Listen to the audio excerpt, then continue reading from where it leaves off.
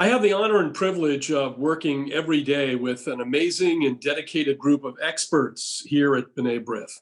They bring a deep understanding and interest to their areas of expertise, and they bring a kindness and compassion to all that they do. These individuals have an amazing capacity to see the big picture and to fit all of the pieces together. It's an honor to share with you right now a look into the world of our policy experts. From our Center for Senior Services, we welcome Janel Doughten, Associate Director of the Center, where she focuses on the subsidized senior housing program, and Carmen, Legislative Director for Aging Policy. Also joining us is our Vice President of Programming, Rhonda Love. We'll talk with Rhonda about our global humanitarian aid work. And we also welcome Fusfield, our Director of Legislative Affairs and Deputy Director of the B'nai B'rith International Center for Human Rights and Public Policy, as well as with Eduardo Kohn, our Director of Latin American Affairs, who joins us today from Uruguay. Let's start with seniors issues and Janel and Evan. B'nai B'rith's relationship sponsoring affordable housing for low-income seniors started in 1971 when we formed a partnership with the federal government's Department of Housing and Urban Development. The B'nai B'rith Senior Housing Network in the United States comprises 38 buildings in 16 states and serves about 5,000 residents and is a part of our Center for Senior Services. The mission of the B'nai B'rith Senior Housing Network is to provide seniors with quality, affordable housing in a secure, supportive community environment without regard to religion, race, or national origin in order to maximize their independent and dignified lifestyle. Residents must be 62 or older, a legal resident of the U.S., and they pay 30% of their income in rent. We'll start first with Janel. Janel, can you explain what it means to be a sponsor of affordable senior housing as B'nai B'rith is? Okay, well, as a sponsor, we're not managing the day-to-day activities or managing the buildings per se. This is more of a partnership. So there's B'nai B'rith, the Center for Senior Services, and then there's local boards. And it's a partnership between B'nai B'rith and those local entities. When the building, it's a local group of B'nai B'rith members who see a need in their community. And so they realized that they would like to partner with us to build this senior housing. It's for low to very low income seniors. And as you mentioned, regardless of religion, race, or national origin. So we work with them in a partnership to partner with the U.S. Department of Housing and Urban Development, which we like to call HUD for short. So the partnership starts that we guide this local group of B'nai B'rith members through the process of putting together an application, because the funding to build the building and to operate the building comes from HUD. So I like to say that's really just the beginning. Once we get the funding and get the building going, we really come in, and that's where our sponsorship starts with what I do. We support the buildings, the boards through training. It's training for the staff members. We guide them through picking a management company. Each of our buildings have a management company. It may not always be the same one. We don't have a specific management company. So we guide them through that process, getting the building open and keeping with the mission. And I think that's what's really important. And the way we do that is through our training. We have different kinds of training for the on-site staff. That's an annual conference. We also have training with the boards of directors, including the management companies, so they learn how to work together. That's every year. Then every other summer, we run our resident leadership retreat which is for the residents. It's for leaders in the community, because ultimately we see these buildings as revolving around the residents. It's their home. Everybody else is just a part of that, but really making this their home and understanding that. So that's really how we support that mission. Other ways we do it is, Evan's going to talk more about our advocacy part that we work with Capitol Hill, but also we offer support to the on-site management in weekly Zoom calls. We also work with HUD. That's one of our jobs, Evan and I especially, is to stay in touch with HUD to make sure that we have contacts. They're the ones regulating, they make the rules, and so that we have contact with them too, especially if one of our buildings has some issues with what's going on with HUD or just need clarification. So we do a lot of education, and that's also what the training would be about. Well, let's go back to the sponsorship issue, because I think this is really the strength of the program, where you have B'nai B'rith, you have local community leaders who are from B'nai B'rith and from outside B'nai B'rith as well, who form the basic core of the group that will bring this affordable housing. And then you have HUD together. Would you say that this local connection of these local boards really is the secret of the strength of this program? Well, yeah, and I think that's why we're not governing, these buildings, serving as the board of directors from here in B'nai B'rith in Washington.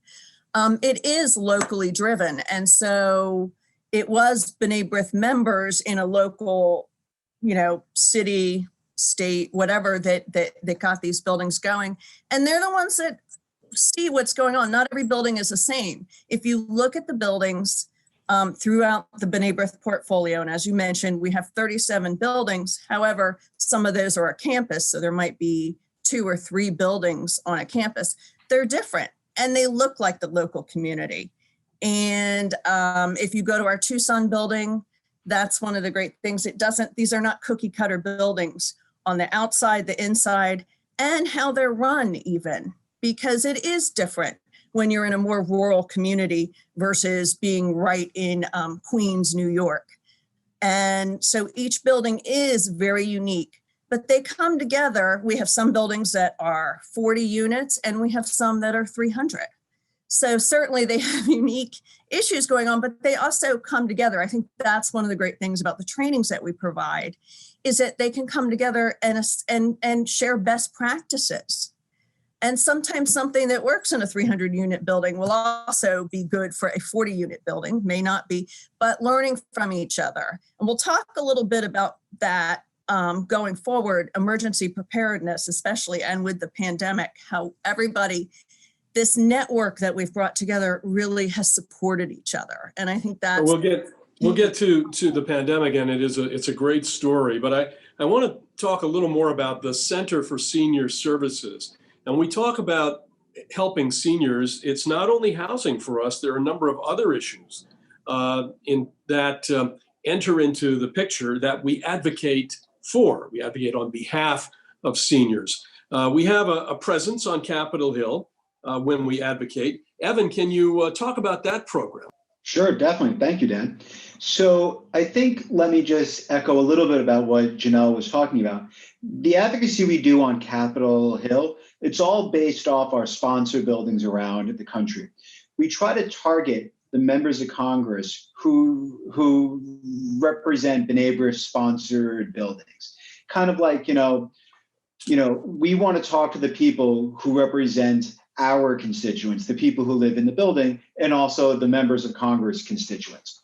What we do when we go up to Capitol Hill is, we certainly talk about a wide range of issues that impact older Americans, whether it's affordable housing for seniors, it's Social Security and Medicare and Medicaid, nutrition programs. We're really there to champion maximum funding possible for these programs to ensure that older Americans in our sponsored buildings and really around the country have the type of resources they need. I would say that, based on the fact that we sponsor senior housing across the country, and that we're in, a partnership with the federal government, that, the funding for the buildings that comes through the budget and appropriations cycle every year is certainly our biggest, concern. We also like to bring the members of Congress to our buildings around the country. It gives them a chance to see what's going on in the building, what the funding is going to. It also gives a chance for the people who live in the buildings to get a chance to talk with their elected representatives. Janel and I both have gone to these types of meetings. It's a chance for them to raise their hand, ask questions, and we really try to keep it focused on seniors' issues, questions about their day-to-day. So that's something that, at CSS, we're certainly very proud of. Obviously, COVID has certainly changed the advocacy, what we're doing.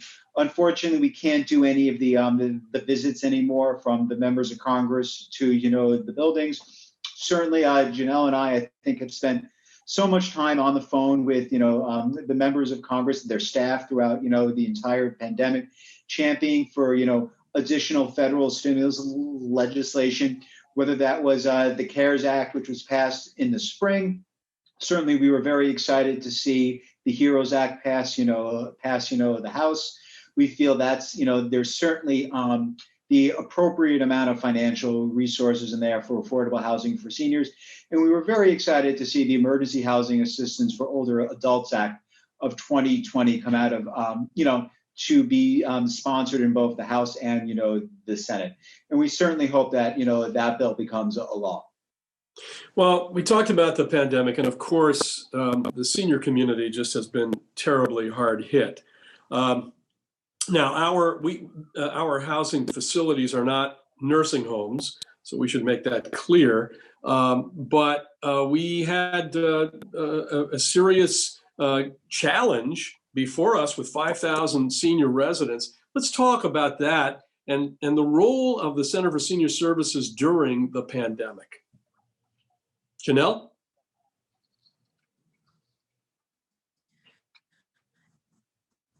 Okay, so just as you mentioned, making clear that we are not providing in these buildings any kind of medical services. Now, they may have a caregiver coming in, but they are not employed by the building. So it's really, we're not regulating that in the buildings. So it actually, there's the good and the bad about that. Unfortunately, not knowing who's coming into the building, and that was probably one of the biggest issues, was trying to figure out how do they deal with visitors in the building, whether it's caregivers coming in, family members. Certainly family members are a big part of the lives of our residents. They may be their person being their food, even in regular times. So had really got involved with. So helping each other, that was part of the network, helping each other understand how we can deal with visitors and caregivers coming into the building. Most of our buildings decided that they would limit the amount of people coming into the building, giving them masks, one caregiver per resident, and even contacting the caregiver companies to make. And so that was one thing that they really kind of helped each other. Eventually, it was about 2 months after the national emergency was declared that the CDC actually came out with information dealing with independent senior living, especially one that's regulated by the federal government, such as the housing we deal with. So it took a while. So it was really kind of just helping each other through this. I can tell you that they eventually, CDC did recommend what our buildings had decided was the best course of action, which was to limit to one caregiver and possibly one family member that could come in, if they needed their food, that kind of stuff. A lot of our buildings were very accommodating in that they would even distribute the food from the family members, so they could leave it with the office and the office would take it to the residents. Another thing that most of us, I know here at B'nai B'rith, we closed our offices and most people work from home. Our building staff are all considered essential workers, so most did not have that option. So what they did was most of it, their communication with the residents, with the outside world, was by telephone. So they did not have any physical contact with the residents, but realized that maintenance would.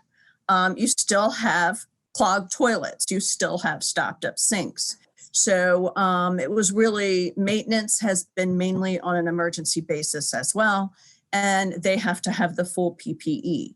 That was another issue at first. These kinds of buildings, independent living, were not on the list of essential workers and what needed to have PPE, which is personal protective equipment, which is gloves, masks, even booties for their shoes, gowns. Eventually, that was brought online, that independent senior living was also included in the list of businesses that should have access to that, priority access. So a lot of navigating through all of that. Well, it is a tremendous story and how we did this, and really it will be seen in the best practices category when people look back at this time. Well, thank you, Janel and Evan, really for all that you do for our older adults. Let's turn now to our global humanitarian work and our Vice President of Programming, Rhonda Love. The theme for this forum is Global Action in Unprecedented Times. B'nai B'rith's mission since its founding has been to see the needs of those who need assistance when times are challenging. The first international B'nai B'rith assistance for a disaster was for a cholera outbreak in pre-state Israel in 1865, and 3 years later in the United States in response to devastating floods in Baltimore in 1868. How has the Center for Community Action and the B'nai B'rith Disaster Relief Fund responded, Rhonda, to the current pandemic?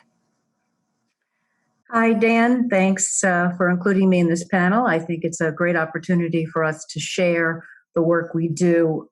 When COVID happened, I guess, or we found out what was happening, the Disaster Relief Committee, which is comprised of volunteers and staff within B'nai B'rith, realized that we had to start a campaign. All of our disaster work, whether it involves natural disasters or what we sometimes refer to as man-made disasters, require approval to open a campaign. And that meant we had to get the committee to determine that there was a need. We needed to get media releases out to let the press know that we were going to have this activity. We also looked at a way we could appeal to the people who have supported us in our disaster work. And the most important, at the end of all of that, once the money's in hand, to determine how we're going to use it. And again, that's a committee conversation based upon all the different pieces that we put together when we look at proposals to determine how funds can be used. We had, I guess, a cry for help coming from Italy. And that came from our leadership in Milan, telling us about the Lombardy area of Italy, saying how they were desperate for PPE. And through connections that B'nai B'rith has had for a number of years, we've been a partner of the Brothers Brother Foundation, which is an organization that itself is a charity that collects medical supplies as well as pharmaceuticals from companies that provide that.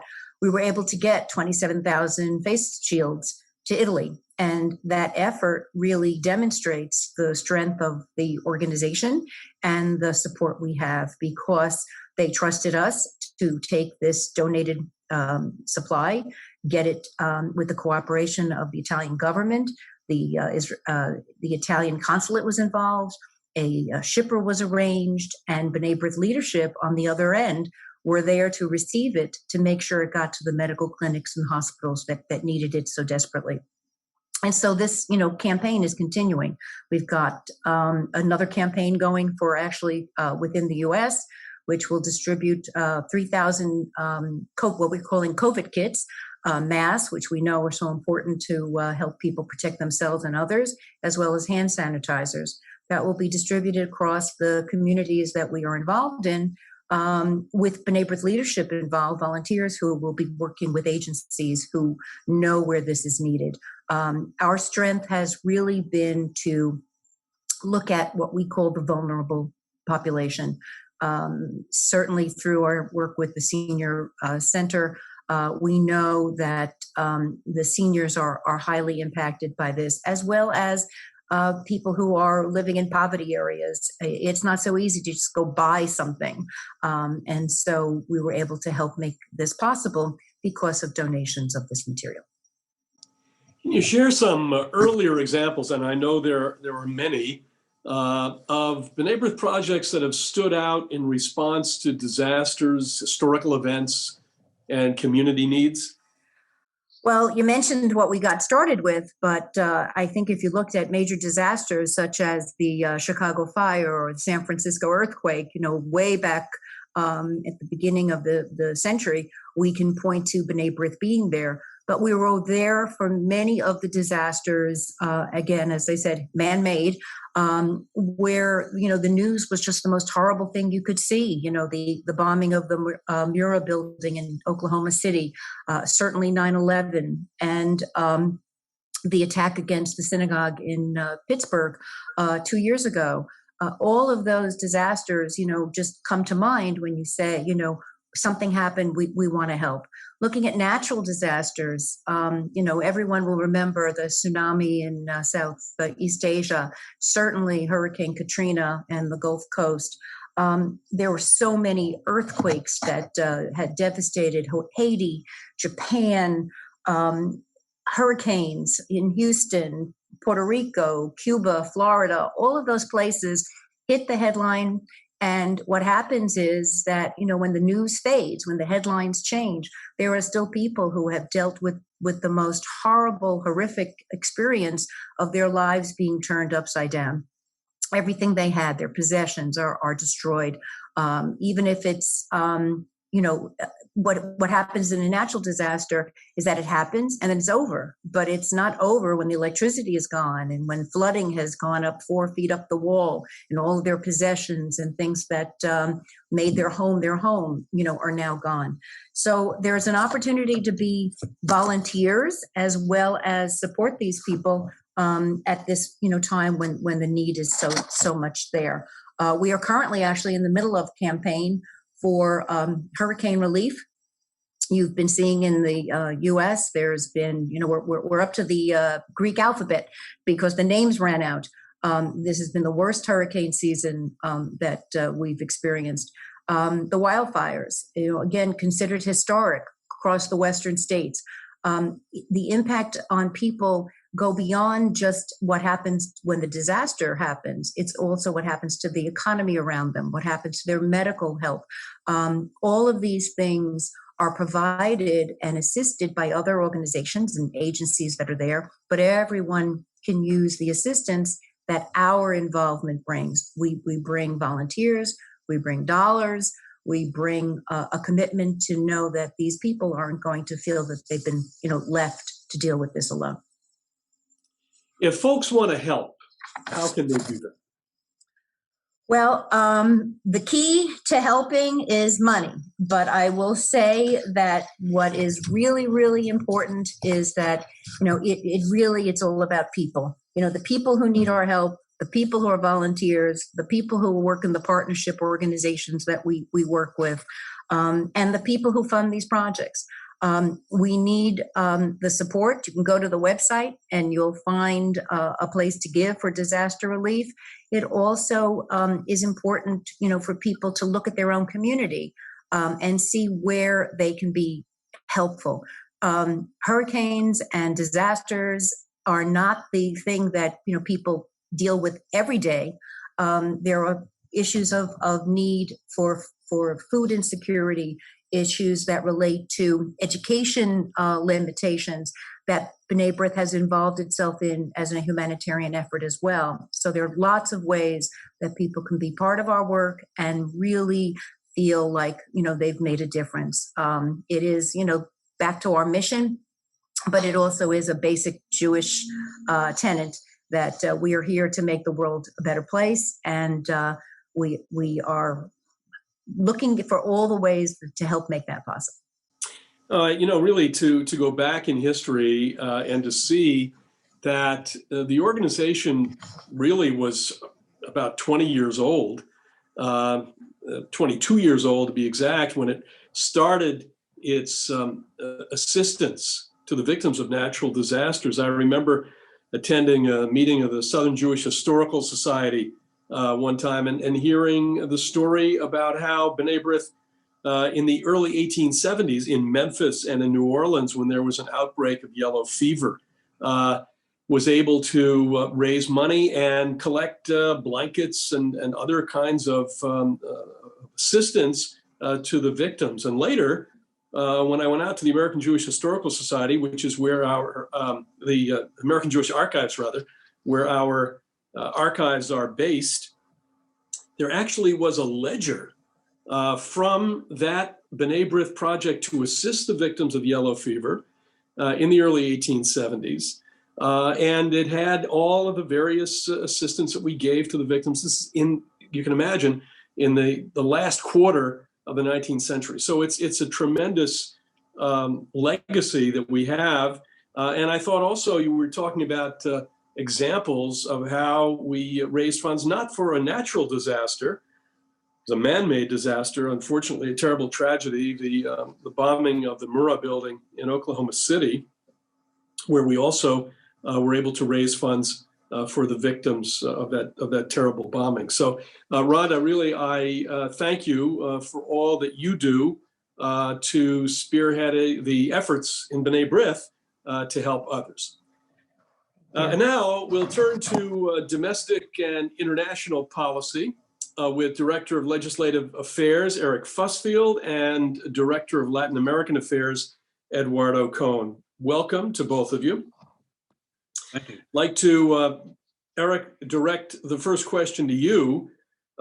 Next year, the U.S. will see a new president take office, but Congress will continue to be divided. Why don't you tell us a little about how you see that situation playing out and how that impacts the Jewish community? Okay, let me focus on 4 issues that B'nai B'rith has been involved in that are likely to play out in the upcoming year. Again, what the Biden administration can accomplish and will be incentivized to accomplish is going to be impacted by the 2 Senate runoff races in Georgia in January.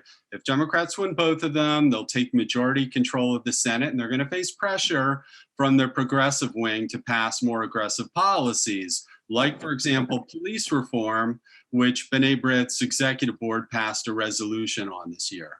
Now, Democrats are traditionally a pro-union party, and on police unions at the table for talks about police practices, but this could cause tremendous friction with younger voters and minorities who want to see sweeping changes to police practices in the wake of the racial strife that we've witnessed this year. On immigration, an issue very important to the Jewish community, Biden has said he will substantially increase refugee admissions and will introduce legislation on day 1 of his administration to make the Deferred Action for Childhood Arrivals, or DACA program, which B'nai B'rith has supported, a permanent program. And this would normalize the status of people who entered the US illegally as children, but who grew up here and have no criminal records and are pursuing academic degrees or serving in the military, basically living productive lives. Biden was one of the architects of the administration's Iran nuclear deal, which B'nai B'rith criticized when it was adopted, and he has said he'd like to re-enter it, albeit with stricter terms, like longer-term sunset clauses prohibiting Iran's uranium enrichment. What he has not promised to do is expand the deal's mandate to cover ballistic missiles, Iran's support for terror, and other malign activities. So we'll see about those issues. B'nai B'rith is currently working with congressional Democrats and Republicans to pass legislation that would bolster Israel's qualitative military edge, or QME, by requiring the administration to consult with the Israeli government and report to Congress on how QME would be impacted by a given arms sale to the Middle East. Joe Biden supports the Abraham Accords and may facilitate their continuation, but Democrats are largely opposed to arms sales to Arab countries, like the one that was recently awarded to the UAE. The legislation that we're working on, it doesn't take a position on such arms deals per se, but it reinforces the congressional mandate that Israel be assured of maintaining its qualitative military edge. As for the U.S.-Israel relationship, just to summarize it in a line or two, I think there are things under the new administration that will continue. Like Biden has said, he's not going to move the U.S. Embassy back away from Jerusalem now that it's there. However, it is expected that he will reopen a Jerusalem consulate focused on Palestinian affairs. He has made it clear he opposes BDS, and he doesn't want to condition U.S. aid to Israel based on Israeli policies. That separates him from the progressives. But he has not commented on the U.S. declaration in the current administration to affirm Israel's sovereignty over the Golan. But we know he doesn't want to do anything that's going to benefit the Assad regime in Syria, so we don't expect changes there. So it'll be some status quo and some new directions with regard to the bilateral relationship. Well, yesterday we heard updates on anti-Semitism in Europe and in Latin America. But what about in the United States? There's been a tremendous spike in anti-Semitism in different ways and coming from different quarters. Which policy initiatives have attempted to combat the program in this country? Yeah, the whole tenor of this conversation has about anti-Semitism in the United States has changed a great deal in the last couple of years, because in the wake of violent attacks against Jewish targets in Pittsburgh, in Poway, and elsewhere, American Jews are feeling more vulnerable than they have in many decades. And today, Jews are by far the religious group most victimized by hate groups in the United States. And Joe Biden has even said that the neo-Nazi white supremacist march in Charlottesville 3 years ago was a motivator for him to run for president this time. Now, he has said that he wants to develop a comprehensive approach to fighting anti-Semitism in consultation with the Jewish community. One thing this is likely to mean is the restoration of programs tracking right-wing domestic terrorists. Beyond that, we'll see, and we'll look forward to that consultation. On BDS, the main battleground right now in this country is state legislatures, 3 of which have passed anti-BDS bills this year, even during the pandemic. In Congress, B'nai B'rith has supported legislation known as the Anti-Semitism Awareness Act that would recognize Jews as a designated class deserving of civil rights protections. But this bill has never passed. However, the Trump administration issued an executive order, which essentially achieved the same aims as this bill. And it uses the IRA, where the International Holocaust Remembrance Alliance working definition of anti-Semitism, as a standard for determining whether anti-Semitism has taken place on university campuses. And subsequently, we've seen through the Education Department some investigations launched on extreme anti-Israel activity on campus, and some groups have objected to this approach on First Amendment free speech grounds, but because they're worried about that anti-Israel criticism would be constrained somehow. We don't know whether President-elect Biden will leave this executive order in place or not. So that could be a change, particularly on university.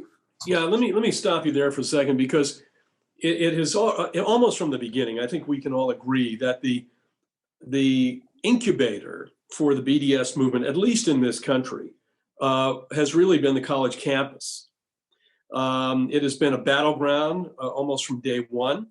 Now, a number of other NGOs and others have picked up the cudgel here in the BDS campaign. Talk about that. How far is this spreading beyond the campus in the NGO community?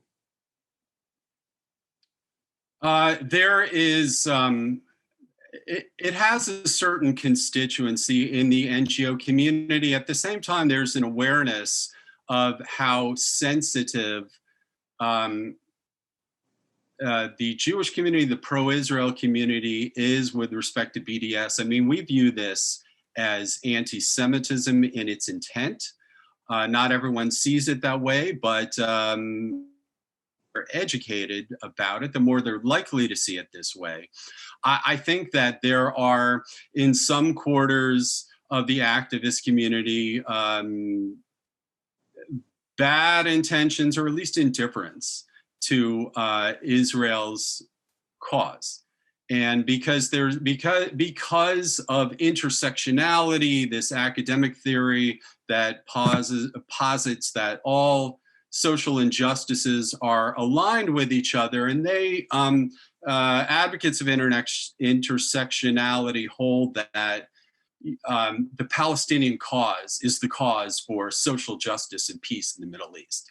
And so if you're going to be for racial justice in the United States and other good things that we all support, then of course you have to support the Palestinian cause. And that means if you have to fight Israel, end the occupation, so to speak, boycott Israel, then you do it. So there is a constituency that feels that way. And of course, there are forces on college campuses. It's not just the student movements, although student groups do support BDS, but there is an academic movement. We see this a lot in California. B'nai B'rith has participated in a lot of coalition efforts. They're writing letters to educators and officials to prevent them from introducing into school curriculums, public schools, universities, courses on critical ethnic studies, which depict Jews and Israel in a very unflattering light, even a demonic light. In the case of Israel, presented as an occupier, as an apartheid state. And we even were able to get California Governor Gavin Newsom to veto a bill that would have made this kind of educational requirement mandatory in California high schools. So fortunately, we fended that one off. I want to say one more thing on education front. We had some very good news this year. It's good to have some legislative success. We contributed to securing the passage of the Never Again Holocaust Education Act, which is going to expand the U.S. Holocaust Museum's educational program. And this law authorizes the museum to develop and disseminate educational materials about the Holocaust to be used as accessible resources to teachers across the country. Well, let's move to the foreign policy scene. How have relations between Israel and the European Union been impacted by the changing developments in the Middle East? The news of back in September rather, the news of the normalization agreements, the Abraham Accords, United Arab Emirates, Bahrain, followed by Sudan, were met in some capitals with some kind of approbation, but lukewarm. How do you see this going forward? Yeah, this is very interesting because the EU has signaled its approval on some level of the Abraham Accords by praising each one of these normalization agreements that Israel signed with Arab countries. At the same time, the EU is in talks with Israel to revive the Association Council, which is the main body strengthening the ties between the two sides, but it's been mostly dormant since 2013 because of disagreements about Israel's security policies. Josep Borrell, who is the EU foreign policy chief, has been arguing for the move, for the revival of Association Council, but there's some resistance among EU member states, such as France, which considers the council merely a reward for Israel, deciding not to annex parts of the West Bank this year. As a result, if we do see the Association Council revived, it's probably going to happen in tandem with other issues like political dialogue with the Palestinians and progress toward the peace process there. Now, this has caused Israel to express its frustration, particularly Prime Minister Netanyahu, with the EU's reluctance to embrace the changing nature of the Middle East and to break free of the traditional inclination to subjugate all other goals in the region to the Palestinians' maximalist demands. Right now, there are two initiatives, and you know them well, which B'nai B'rith has long supported that the EU could adopt that would demonstrate an understanding of the new dynamics of the region. One is the EU-wide ban on Hezbollah in its entirety, both the military and political wings. We've been calling for this for a long time. Germany finally adopted the full ban this year, joining the US, Israel, and a handful of other countries. But most EU states still have not done this. If they did, this would unite Europe against the dangers posed by Iran's chief terror proxy. And the other thing, of course, is the other area where change is in order is this ritual condemnation of Israel at the United Nations, which European countries have facilitated for far too long by either voting yes or simply abstaining on these one-sided measures. The current session of the General Assembly features 17 resolutions like this, singling out Israel for criticism, none on China, none on Venezuela, for example. And there have been signs of subtle movement on some of these resolutions. Some European countries are shifting from a yes to an abstention or an abstention to a no, but this antiquated practice, Israel as a punching bag at the UN, has become even more absurd in light of real developments taking place on the ground in the Middle East. These resolutions do nothing to promote peace or progress in the region. In fact, they do the opposite. So much of the developing world looks to the Europeans as an example on such votes. So it's really time for the UN to exercise some necessary leadership. Yeah, I'm glad you raised the UN because this is an area that B'nai B'rith has been very active in, very high on our agenda, and has been since the founding of the UN in 1945. And we received our first credentials as a non-governmental organization in New York in 1947 at the UN, and opened the first office on UN affairs in the Jewish community back in 1960. And today, B'nai B'rith is at the Human Rights Council in Geneva and UNESCO in Paris, and of course in New York and in other places as well, Santiago, Chile, and CEPAL, which is the UN office in Latin America. You're absolutely right. I mean, the UN continues to exhibit and demonstrate a bias against Israel. Things are changing slightly, as you point out, on some of these vote counts. I think a lot of that has to do with the fact that things are changing, they're clearly changing in the Middle East. These resolutions, which are adopted every year really by rote, and not supported only, of course, by many Europeans, but also by many other countries in these lopsided votes, really wind up being inimical to advancing peace or destructive to a peace process rather than to advance it. And what happens here by all of these votes is that the Palestinians, every time they get these big votes, their expectations are raised to unmeetable levels. And the message to the Israelis is that Israel can't get a fair break at the UN. So much of our work really is focused on shifting these votes, and our new partnership with the JIRI, the American Jewish International Relations Institute, is now going to focus even more on changing some of these votes. We have, for example, coming up at the very end of this month or the beginning of next month, we have votes on extending the life of two Palestinians, the Committee on the Exercise of the Inalienable Rights of the Palestinians. The other is the Division for Palestinian Rights.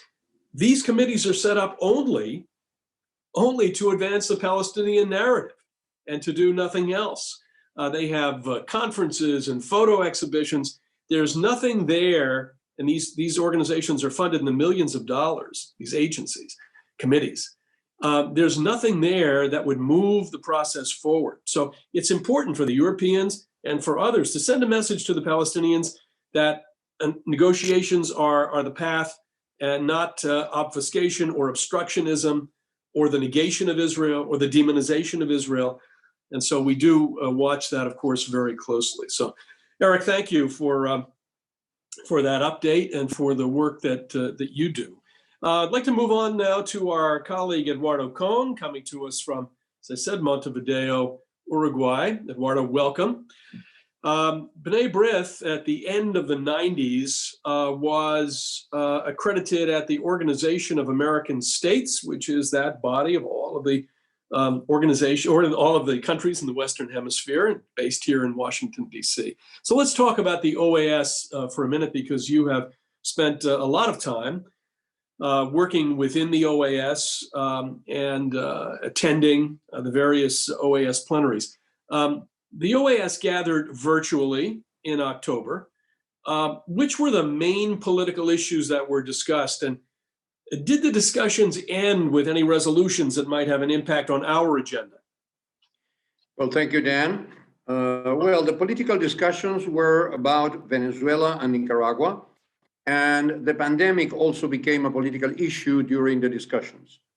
There were resolutions for a majority vote not to recognize the legislative elections in Venezuela, which the regime has announced for the next month due to the lack of guarantee. No independent judiciary, no free press, political prisoners, most of the opposition in exile or in jail, make the so-called election, according to the OAS majority vote, a fraud.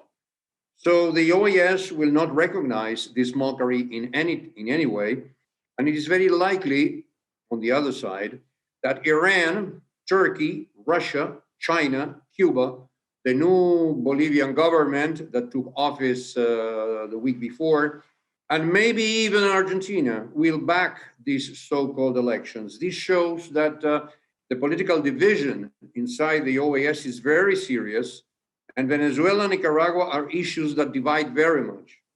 Nicaragua was urged to restore human rights, to restore political rights, to call for elections, but the president of the country, Daniel Ortega, and of course the ambassador before the OAS, they answered that this kind of resolutions, it doesn't matter for majority, are a sort of intervention in internal affairs.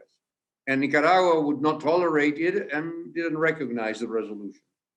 On the third side, the pandemic has created a serious drama in the region. Inequity has got back 20 or 30 years. Poverty and unemployment increases day after day, and the economic and social situation of the vast majority of the country is catastrophic. Costa Rica and Uruguay, in a certain way, are in a better shape, but their shape is not any good if we compare their situation with any other region. So the near future for Latin America is an increasing of poverty, and with that, an increasing of social unrest. Today, as we are speaking now, there is a serious social unrest in the streets of Peru. The government has fallen. They are expecting the call of a new elections, but the people is in the streets in the middle of pandemic. But the feeling of the pandemic, the people feel that is destroying the possibility of economic recovery. And it will create a frame for more political crisis and of course, more rallies, more protests and more social violence. For us, the resolutions of the OAS are important in the case of Venezuela, because Venezuela is the haven of Hezbollah, and the main ally of Venezuela is Iran. The Minister of Foreign Affairs of Iran was in the region in several countries 10 days ago when the new president of Bolivia took the office. And in this environment and with the elections, the mockery of elections that Venezuela will have the next month, Hezbollah will feel more free to plan anything they can plan, and also Iran. And there were 2 days ago, besides the question of OAS, 2 days ago, there were news, which are not absolutely proved, but there were news that there was a discovery in the triple border, which is a problem, of some kind of weaponry, and they trapped some person that was allegedly planned another terrorist attack in Argentina. The DIA, of course, is aware, and everybody is now on alert, red alert, because we know that the two more tragic events of terrorism we had in 1992 against the Israeli embassy in Buenos Aires, and 1994 the AMIA bombing. So we know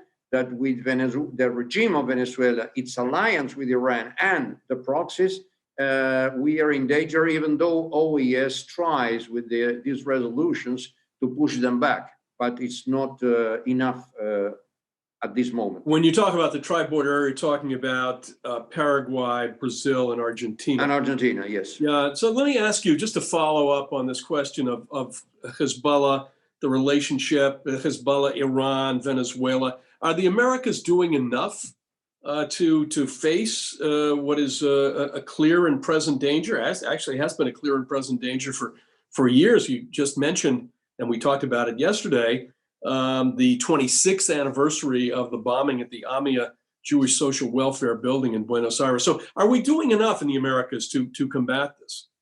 I don't think so. The Americas are aware, fully aware, all the Americans, of the clear and present danger that you mentioned of the Iranian operation all over Venezuela, but not only Venezuela, Bolivia, Cuba. But we can't see if countries and international offices are doing enough. We do see that the alliance between Iran and Venezuela is each day stronger. We see that Hezbollah is operating in Venezuela. We see that the Iranian foreign minister, as I said minutes ago, has come a week ago to the inauguration of the Bolivian president, but he also visited Cuba and Venezuela. We see free movement for terrorists in a region that was devastated by Hezbollah, as I said, 1992, 1994. And we believe that being aware is far from enough. The triple border that you said that connects Brazil, Argentina, and Paraguay is the center for Hezbollah movement, for financing terrorism here in the south of South America. And it is a place that needs to be watched every minute. And we are not sure that it's being watched every minute because they are there. So 10 days ago, when the Iranian foreign minister visited Cuba, Venezuela, and Bolivia, it was a very dangerous visit because that visit is not a diplomatic one. It shows a diplomatic environment, but it's a dangerous strengthening of close bonds among these countries, and the largest sponsor of terrorism in the world and the largest sponsor of terrorism in Latin America. So the region is in danger when many countries open their doors to terrorists. That's the problem. And the many countries open doors because of question of economic exchange, etc. But they are opening doors to to a country which is sponsoring dictatorship like Venezuela and giving, of course, diplomatic passes or passports to people going up and down.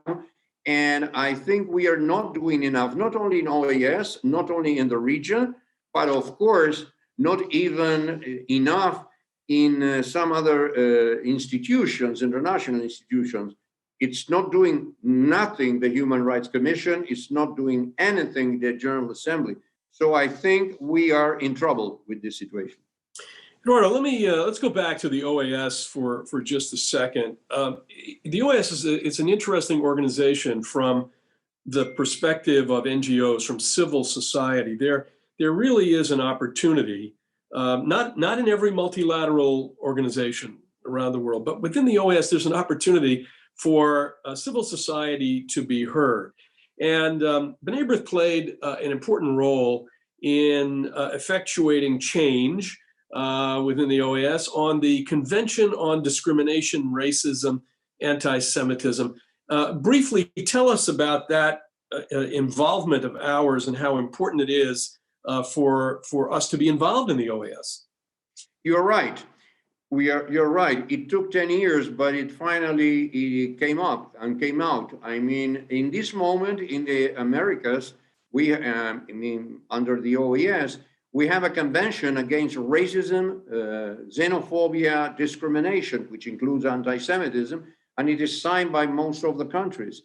So, but it took a lot of time for NGOs to defend their positions and to the countries to understand, not only to approve, but the other step. I mean, they have to sign it.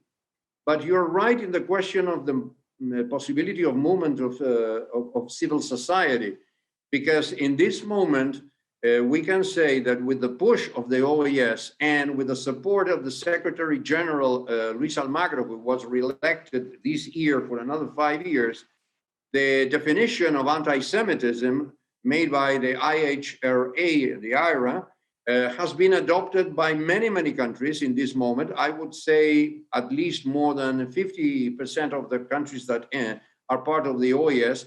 And besides the great movement that B'nai B'rith has done and other Jewish organizations have done inside their countries, the importance that the OAS took the denomination of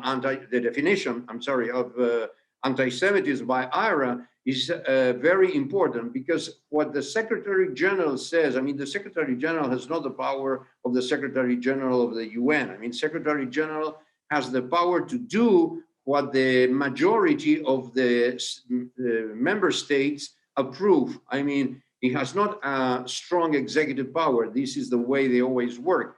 But his word and his action and his statements are very important. And in our case, it's very important for the fight against anti-Semitism in the region. He has repeated it several times, not only because of the definition, because of putting himself in front of anti-Semitism from Venezuela or anti-Semitism coming from other countries sometimes, not for the countries, maybe for civil society, but it comes, there is anti-Semitism. So I think that civil society has a voice, and the important thing in OAS, when you speak out, they listen to you and things can be done. You know, I just heard from our colleague Alberto Habiles, and he reminds us the day after the AMIA bombing, this is July 19th, I think, 1994, was the bombing of the Panamanian aircraft, which had a number of people from the Jewish community on board, and it is believed that there was a link also with Hezbollah to that particular terrorist act. So when we remember the 92 bombing of the Israeli embassy, AMIA, of course, we always want to keep in mind as well that bombing of the plane when we think about terrorism in the region and how to fight it. Eduardo talked with Eric about the United Nations. The UN voting record of Latin American countries in the last 2 decades has been openly against Israel in almost all UN agencies. We've talked about that. There is a bias. What about Latin American votes at the UN? If we look back in history on the partition plan, there were a number of Latin American countries that actually voted for partition in the reestablishment of the modern Jewish state. That was 1947. Where are we today in terms of those votes? Now, there are a couple of countries that have either moved their embassies, going to move their embassies to Jerusalem. There's been kind of an uptick in interest in a warming of relations between those countries and the state of Israel. What can you tell us about it? Well, changes are coming very slow, but there are changes. For example, Brazil, since the President Bolsonaro took office as president a couple of years ago, changed its voting pattern, almost 90%, voting for Israel with very few exceptions. Honduras and Guatemala, the countries that you were speaking about, are supportive of Israel, and moreover, since they moved their embassies to Jerusalem. Uruguay is now starting to change the pattern voting, and in the last litany of 7 votes against Israel last November 4, very, very close, Uruguay abstaining for, and also abstain in the embarrassing voting against Israel in the World Health Organization a couple of days ago, which was really embarrassing. Colombia mostly abstains, but not always as Costa Rica and Panama do sometimes. But we do not find understanding yet, at least in the UN voting pattern in Argentina, in Chile, Peru, Ecuador, Mexico, Venezuela, Cuba, and again Bolivia are really hostile against Israel in international agencies. The last example is 5 days ago in the World Health Organization. It's a clear example of hypocrisy when the world should be concentrated in solving and facing the pandemic. Rogue dictatorships like Iran, they propose a condemnation against Israel for mistreating Palestinians in this pandemic. And in the meantime, one of the PLO leaders, Saeb Erekat, was dying in the Hadassah hospital in Jerusalem under the care of Israeli doctors. And on the other side, Palestinian citizens can't go to Israeli hospitals because the Palestinian authority forbid them to do so. So if this is ridiculous and outrageous, it is very outrageous that this vote was supported by Venezuela, by Cuba, by Bolivia, by Nicaragua, but this is something we can expect. But it's very, very outrageous that it was supported by Argentina, Paraguay, Chile, or Peru. So real changes in the last times, just to wrap up, Brazil, Honduras, Guatemala, Colombia, not always, and Uruguay now with abstentions is not enough, indeed. So how do we move that? How do we change that? Because we know that in a number of these instances, the bilateral relationships between some of these countries that vote for these resolutions with Israel, the bilateral relationships are quite good in terms of trade, tourism, all kinds of cooperation. And yet, at the UN, it doesn't materialize in a different direction. Is it block voting? Is block voting still the one of the big stumbling blocks to changing this, which is to say that I'm a member of this group and a member of that group, and therefore we all have to march in lockstep on these votes? Why do you think that's so? It is true that the excuse that they can tell to you or to anybody that asks this question is that is a block vote. But the block vote, it's an excuse, and why? Because if I say that Colombia or Costa Rica or Uruguay or Brazil is voting differently, they don't belong to a different block. I mean, Argentina is in the same block. And 2 days ago, why, I don't know, but why was Argentina voting in such an outrageous resolution in the World Health Organization that was discussing the question of the pandemic? They were not discussing what is happening in the Middle East, even though if they were discussing, they should have said different things. So I think that the block vote is the kind of armor where they protect themselves to do some, we see it, to do some business with countries that are really complicated. Most of Latin American countries, they have business with Iran, for example. Business, commerce.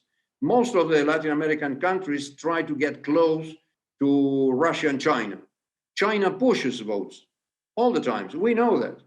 And Russia, of course. So sometimes they think to believe that it will not happen. Nothing will happen if they vote like they vote, because it's not crucial. Our duty is to explain them all the time, and not to get tired, that this is false. This is ridiculous. This is not serious, and this is doing a lot of harm, not to Israel, but to all the Middle East. And what they are not understanding now, doing what they did 2 days ago in the World Health Organization, is what you have said some minutes ago. The Middle East is changing. If they vote like they voted 2 days ago in the World Health Organization, it's because they didn't realize in a real manner that the Middle East is changing and dramatically changing, and they are following the pushing or the pressure of China or Russia in this or that vote. This is what I perceive, and this is our work, to explain them from B'nai B'rith and other organizations, and to try to push that they understand that they have to get on the train or on the bus or on the truck, as you want to tell, and realize that there is a different Middle East And this is not the Middle East of 10 years ago, not even of 2 years ago. So one final question before I wrap up, because we have more to come in today's program. Yes, of course. The relationship of the Jewish communities in Latin America to the state of Israel, it's as I've seen it over so many decades, is really very close. In addition to all of the reasons that we feel close to Israel, Jews all over the world, how do you explain the fact that there are these special relationships? Is it aliyah? Because when you go to Israel, you'll see Uruguayans and Argentinians and Mexicans and people from all over the hemisphere. Is that the connection? Do you think that aliyah has added like an extra a layer or has moved those communities even closer to Israel? First of all, Latin American Jewish communities are very Zionist. I mean, Zionism is something that we care in our hearts. And this is something that we care Zionism, and we care Israel. The children start very young. I mean, very small ages when they go to what we call in Hebrew the Tnuot, I mean, the youth movements. And they continue. Of course, that you will always find that Aliyah is made sometimes for very hard economic reasons, 30, 40 years ago for political reasons. Today, economic reasons are pushing Aliyah, of course, even in this year of pandemic, political reasons pushes in other times. But there is a systematic, as you say, there is a systematic Aliyah all over, because when the children are learn from 6, 7, 8 years old, what does it mean Israel? What does it mean Zionism? What does it mean the reason of the existence and the fight of the state of Israel? And then they go to different programs. They go when they are 13, 14 years for one program. They go again when they are 16 years. They find that maybe the fate on their lives must be taken in Israel. That's why you find that there are nice communities in Chile, Argentina, nice communities in numbers, but you can find thousands and thousands of people in Israel coming from Argentina, Chile, Brazil, Uruguay, etc., kibbutzim, etc., because they feel that they're not only their home, not only they're doing what they wanted since they were little, but they can do things that maybe they can do elsewhere. Well, thank you for that. I want to thank my colleagues. Really, you've heard today the work that we do, senior services, senior housing, providing a safe and dignified environment for 5,000 residents all over the United States. When you look at our humanitarian relief efforts all over the world, working together with partners to aid the victims of natural disasters. And then our public policy arena, we're an international organization. We have members all over the world. We are at the United Nations, not only to speak up for the Jewish agenda and for the state of Israel, of course, but also to make the world a better place.